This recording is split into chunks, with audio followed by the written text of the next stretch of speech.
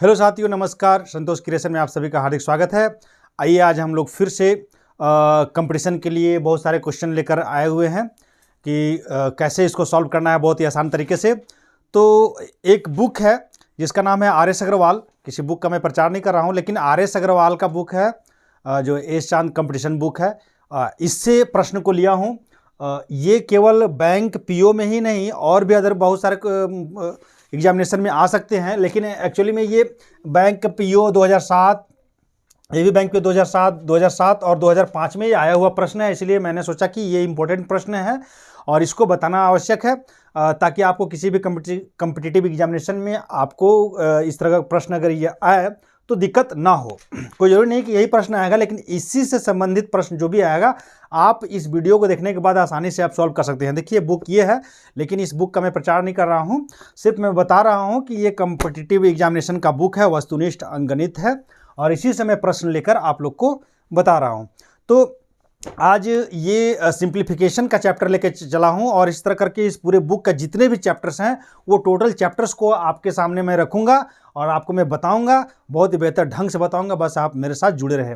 आइए साथियों, देखिए ये प्रश्न है। इस प्रश्न को हम लोग कैसे सॉल्व करते हैं, सो देखिए इसमें आपको जो है कि गुना भाग जोड़ घटाव ये थोड़ा फास्ट रखना होगा। इसके लिए आपको थोड़ा घर में प्रैक्टिस कीजिएगा। देखिए इसमें करना क्या है, यहाँ इसको हम लोग डिवाइड करना है, तो फटाक से इसको हम लोग क्या कीजिए, इसको बाई के फॉर्म में, इसको फ्रैक्शन फॉर्म में इसको लाइए, और मल्टीप्लाई का साइन ये है, ये दीजिए, और इसको भी लिखिए 1296/36। ठीक है, और फटाक से इसको डिवाइड कीजिए। 8 8 64 और 8 1 8, यानी ऊपर 100 बचा, नीचे 8। ये देखिए 6 से होगा 6 छक 36, 6 दूना 12, 6 1 6, 6 छक 36, फिर 6 से कट जाएगा ये 6 तिया 18 और 3 6 छक 36, 36 हो गया। ठीक है, अब यहाँ पे लिखिए 100/8। यहीं पे आप काट सकते हैं, क्योंकि मल्टीप्लाई का साइन है तो आप काट सकते हैं यहाँ पे, लेकिन हम फिर से फ्रेश यहाँ पे कर दिए। आप जब एग्जामिनेशन में जाएंगे तो आपको ये दोबारा नहीं लिखना है, क्योंकि इससे आपका टाइम का वेस्ट होगा। इसीलिए आपको यहीं पे सारा कुछ काम को ख़त्म कर देना है। ठीक है, लेकिन मैं फ्रेश से आपको समझाने के लिए ऐसा किया हूँ, और आपको कहाँ कहाँ टाइम बचाना है वो भी मैं बताते जाऊँगा आपको। ठीक है, आपको यहाँ पर जो ये इसको बट्टा में लिखें, ये बट्टा में भी आपको लिखने की आवश्यकता नहीं थी। ठीक है, ये बट्टा में आपको लिखने की आवश्यकता है, उसमें समय का आपका लॉस्ट होगा। तो इसमें आपको क्या करना था, यहीं से इसको पहले डिवाइड करना था। डिवाइड करने के बाद जो आता तो फाइनली में जाकर आप इसको मल्टीप्लाई साइन देके, और इसका जो डिवाइड करने के बाद जो आंसर आता उसको आप यहाँ पे लिखते, यानी कि ये वाला स्टेप आपको करना ही नहीं था। इससे आपका टाइम का बचत होगा। अब देखिए इसमें हमको करना क्या है, 4 2 8, और हिंदी से ही बोलता हूँ 4 दूना 8 और 4 9 36, 9 हुआ। अब ये 2 से 50 बार में ये कट गया। ठीक है, अब यहाँ बचा 50 और 9, तो 9 5 45, और ये 0 को बैठा देना। ये 450 आपका डायरेक्ट आंसर हो गया। उसी तरह यहाँ पे भी देखिए आपको क्या करना है। इस तरह का प्रश्न यदि रहता है, ये तो एग्जाम में आया हुआ प्रश्न है, इस तरह का अगर प्रश्न रहता है तो हम लोग क्या करते हैं, देखिए 4500 गुने क्वेश्चन मार्क है, तो क्वेश्चन मार्क को आप हटा दीजिएगा। ठीक है, आप एग्जामिनेशन हॉल में अगर रहेंगे तो आपको अलग से लिखने की जरूरत नहीं है, आप यहीं पर हटा के x लिख दीजिए। ठीक है, उसके बाद ये मल्टीप्लाई वाला जो है वो डिवाइड में चला जाता है, तो आपको यहीं पे सारा कुछ करना है। देखिए आप तो इसको अलग से कर सकते हैं, x बराबर इतना, और ये गुना में जो रहता है वो नीचे डिवाइड में चला जाता है। हमेशा याद रखिएगा, प्लस में रहेगा वो माइनस में हो जाता है, गुना में रहेगा वो नीचे भागा में चला जाता है।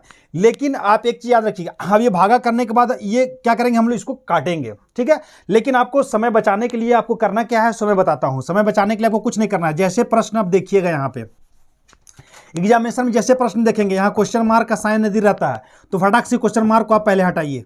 ठीक है, क्वेश्चन मार्क को हटाइए। क्वेश्चन मार्क को हटाने के बाद जो है आपको, आप अगर चाहेंगे तो क्वेश्चन में भी आप सॉल्व कर सकते हैं। क्वेश्चन मार्क को हम हटाए और ये इसको डायरेक्ट हम यहाँ पे लिख दिए। ठीक है, ये यहाँ से हट गया। अब यहाँ पे हट गया। अब इसको देखिए, जिसके लास्ट में 0 होता है या 5 होता है वो 5 से डिवाइड होता है। आप तो एकदम 5 से आप डिवाइड कीजिए। 5 9 45, 2 को 0, 5 36, यहाँ पे 5 7 35, 5 5 25, फिर से कटेगा। 5 1 5 और 4 बचा, 5 8 40, ये हो गया। 5 1 5 और 1 बचा, 5 3 15, 5 5 25, फिर 5 से कटेगा।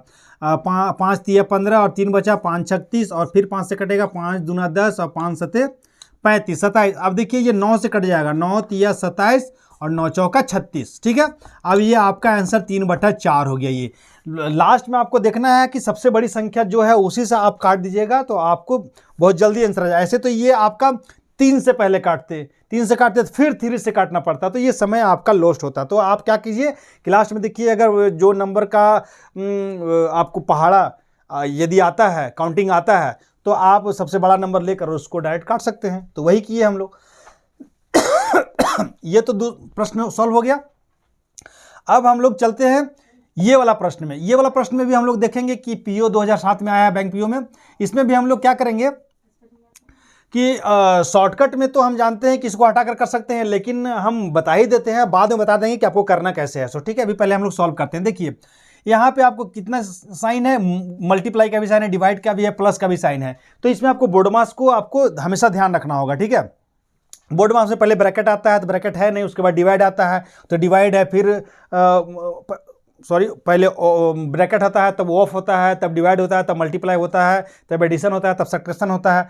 तो इस तरह का हम लोग पहले क्या करते हैं कि बोडमास में पहले डिवाइड वाला को सॉल्व करते हैं, ठीक है। और इसको इसी तरह रहने देते हैं, मल्टीप्लाई, और ये डिवाइड वाला जो है, ये डिवाइड के फॉर्म में आप इस तरह का डिवाइड लिखा हुआ है तो हम इसको बट्टा में भी लिख सकते हैं। और प्लस यहाँ पे कुछ नहीं है तो x लिख दीजिए और यहाँ 165 लिख दीजिए, ठीक है। अब ये कटेगा, 12 दूना 24, 2 बार में कट गया। अब यहाँ पे 15 दूना 30 आ गया और प्लस x आ गया, इक्वल टू 165 आ गया। अब x को यहाँ रहने दीजिए और 165 यहाँ 30 उधर ले जाइए, ठीक है। अब माइनस कर दीजिए तो 135 आ जाएगा। लेकिन आप याद रखिएगा कि यदि आपको हॉल में अगर इसको सॉल्व करना है तो शॉर्टकट तरीका मैं इससे बताता हूँ। ये आपका आंसर हो गया। आप लॉन्ग तरीके में इस तरह से कर सकते हैं। ये भी अगर स्पीड रहेगा मल्टीप्लाई डिवाइड तो आप ये भी बहुत जल्दी कर लेंगे। लेकिन इसमें ही आपको अगर करना है तो इसमें आपको शॉर्टकट में कैसे करना है सो देखिए। इसको इससे आप क्या कीजिए, कैंसिल कर दीजिए। तो ये हो जाएगा आपका 3 बार में हो जाएगा, 3 बार में हो जाएगा। 4 तिया 3 चौका 12 और 3 पचे 15 हो गया, ठीक है।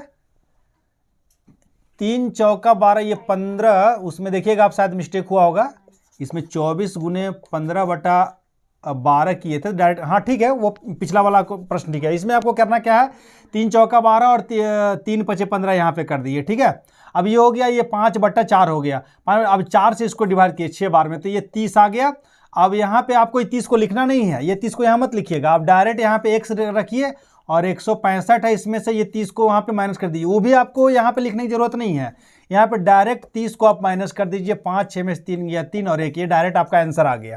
मेरे बात समझ में आया? इसको फिर से एक बार हम दोहराते हैं। देखिए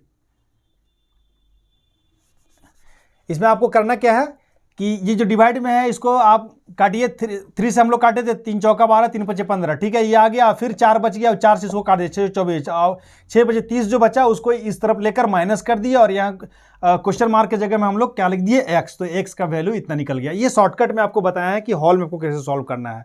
और जनरली यदि आप इतना फास्ट नहीं कर पा रहे हैं तो जैसे मैं आपको बताया बेसिकली उस तरह से बताइएगा, थोड़ा सा मल्टीप्लिकेशन डिवाइड ये सबको आप फास्ट रखिएगा। देखिए इसमें भी आपको पहले मैं जो सिस्टम है उस सिस्टम सॉल्व करता हूं, उसके बाद बताता हूं कि आपको एग्जामिनेशन हॉल में कैसे सॉल्व करना है। देखिए यहाँ पे भी आपको क्या करना है, देखिए ये मल्टीप्लाई का साइन है, यहाँ प्लस का है या डिवाइड का है, तो यहाँ मल्टीप्लाई। देखिए सबसे बड़ी बात है इसमें देखना क्या है, ये 17 जो है ये मल्टीप्लाई से भी जुड़ा हुआ है और डिवाइड से भी जुड़ा हुआ है। तो इसलिए आप इसको पहले 3 से मल्टीप्लाई करें कि पहले इससे इसको डिवाइड करें, तो इसलिए हम लोग बोडमास सिस्टम यहाँ फॉलो करते हैं। लेकिन आप अगर यहाँ देखेंगे तो 180 इससे ना इससे जुड़ा हुआ है, ना इससे जुड़ा हुआ है, ना इससे जुड़ा हुआ है, ठीक है। तो यहाँ पे हम लोग अगर पहले भी अगर सॉल्व कर लेंगे तो कोई दिक्कत नहीं है। लेकिन यहाँ पे देखिए 17 यहाँ मल्टीप्लाई में भी जुड़ा हुआ है और डिवाइड में भी जुड़ा हुआ है। तो हम लोग क्या करेंगे, पहले बोडमास सिस्टम पहले डिवाइड करते हैं। तो डिवाइड कैसे करते हैं तो सिस्टम से बता देते हैं। 25 60 और यहाँ पे 17 है और ये मल्टीप्लाई 3 है, ठीक है। और यहाँ पे क्वेश्चन मार्क है तो इसके जगह x लिख दीजिए प्लस 180 लिख दीजिए। अब यहाँ पे 17 से ये डिवाइड हो जाएगा, 17 का 17 यहाँ पे बचा, 17 और 3 20, 5 25 यानी 8 बचा। तो 8 है यहाँ पे 86 हो गया, यहाँ पे 86, ये 86 हो गया। तो 17 25 85, एक बचा, फिर 17 का 17, ठीक है। अब यहाँ पे आपका कितना आ गया 151। 151 को 3 से मल्टीप्लाई करते हैं तो 3 एका 3 और 15 तिया 45, ये आ गया।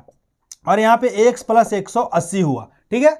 अब x को वहीं रहने दीजिए, 180 को इधर ले आए तो 180 को इधर ले आए तो 180 इधर हो गया। अब माइनस कर दिए, 3 में से 0 गया तो 3 बचा, 15 में से 8 गया तो 8 7 15 और 3 में से 1 गया तो 2, यानी कि x का वैल्यू 273 हो गया।